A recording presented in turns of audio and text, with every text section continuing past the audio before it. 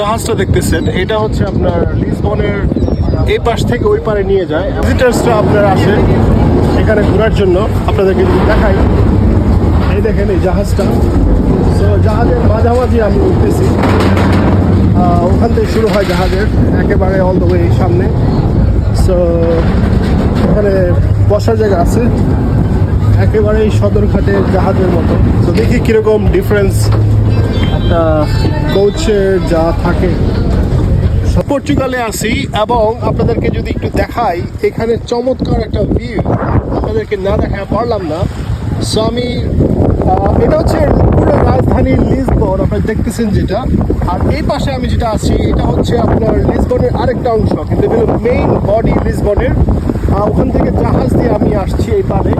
তো এটা হলো একটা সাগর, এখানে আপনার ঐতিহাসিক জাহাজ, অনেক ধরনের ট্যুরিস্ট বোট আসে।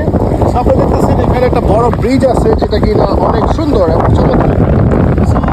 যদি কখনো পর্তুগালে আসেন অবশ্যই ডেফিনেটলি ভিউটা অসাধারণ এবং মাইন্ড ব্লোয়িং একটা অনুভূতি।